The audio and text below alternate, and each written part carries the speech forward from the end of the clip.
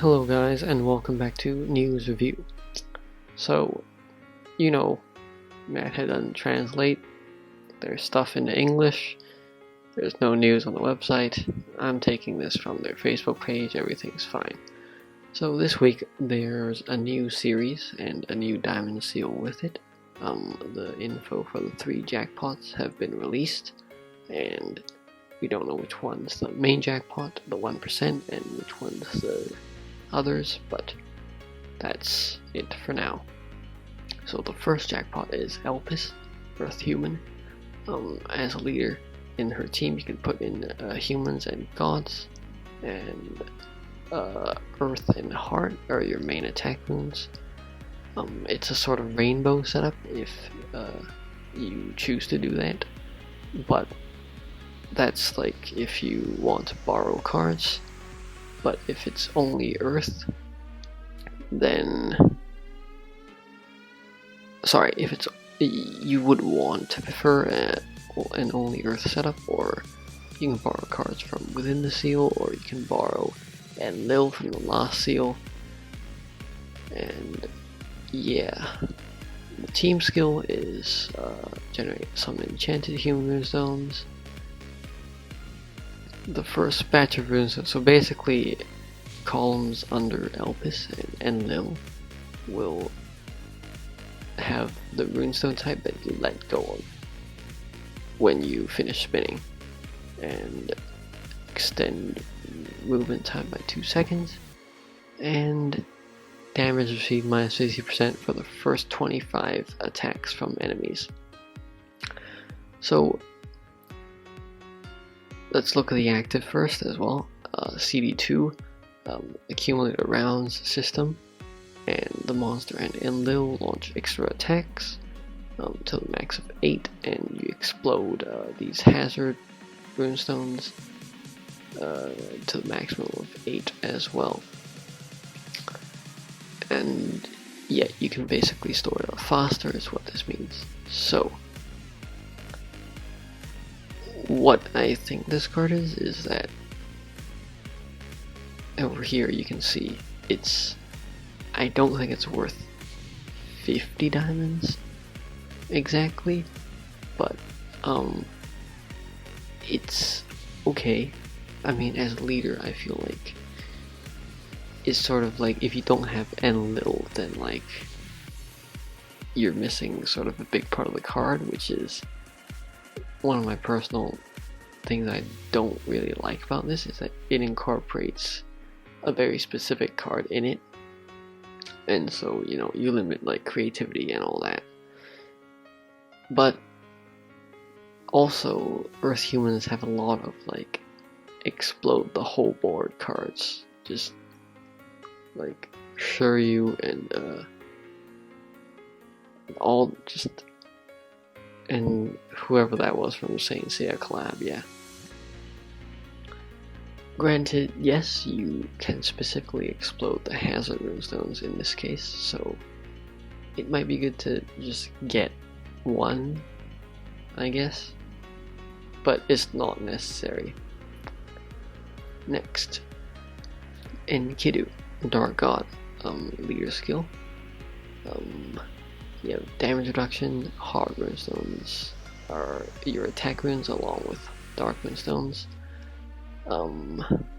You can only it's a full dark team, and when there are 5-star, 6-star, and 7-star monsters in the team, you have a stat ×2, and regardless, so this is in leader skill, so in total you get like 5 seconds extended if you put in the right monsters. And team skill is basically increase guide drop and increase attack multiplier.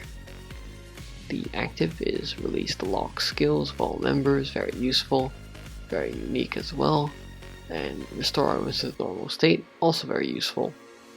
Restoring the board is pretty unique, I think, at this point in time. And explode the columns, this you can just ignore essentially. Yes, you generate enchanted runestones, but And yeah, other runestones also possess the effect of dark, also a useful effect. So, before we get onto that, in Kidu, I personally don't think he's 1%, but I think he's very deserving of 50 diamonds at least, because of just a multitude of unique active skills right here, and also as a leader, if you put in the right cards, you can get into like insane territory just in terms of HP, because this is ×4, and then yeah, you just get into insane HP territory, and you know, HP is very important nowadays. And last card, I personally think this is the 1%. Leonard, leader skill, attack boost. This is just a multiplier, damage reduction, and more attack multipliers. Enchanted Wisdom Generation, 15 seconds movement time. Water has the effect of others, although you can only put in water monsters in the future. And yeah, you dissolve runestones in specific patterns. So let me just scroll down. Basically, like in these different patterns, like yeah, there's like the minus shape, the plus shape, and the L shape. Each of them had different effects. This one seems a little overpowered, but it's also like very, I guess, pretty difficult to like engineer this specifically on that. Apart from, I mean, you could have time tunnel sort of effects going on. But yeah, ignoring trio elemental and quintet elemental shields is quite a good inbuilt skill and team skill. And his active is turn armistice into enchanted runestones. Worthless because you already have Matthew, who can do that. Combo count plus, well, combo count plus 15, let's take that.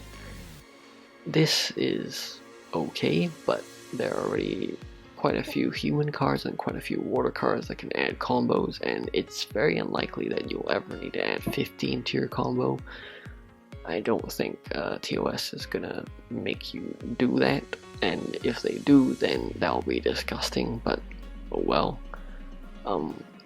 This third point also is not very compelling, I guess. Yeah, so basically my conclusion for this is that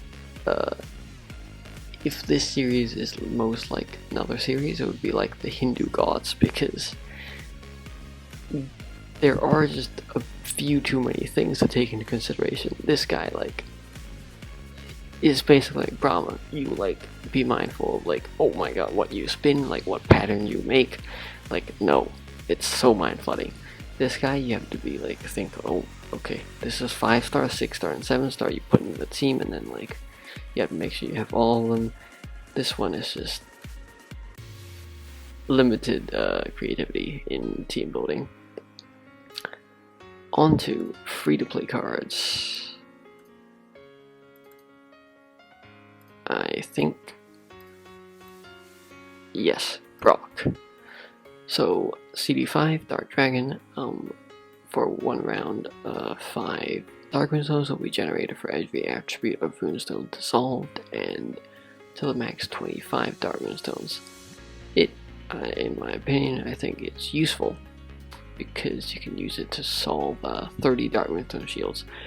Yes, the stamina can system is sort of like not accurate because it's, you know, it's in the Coliseum or the arena.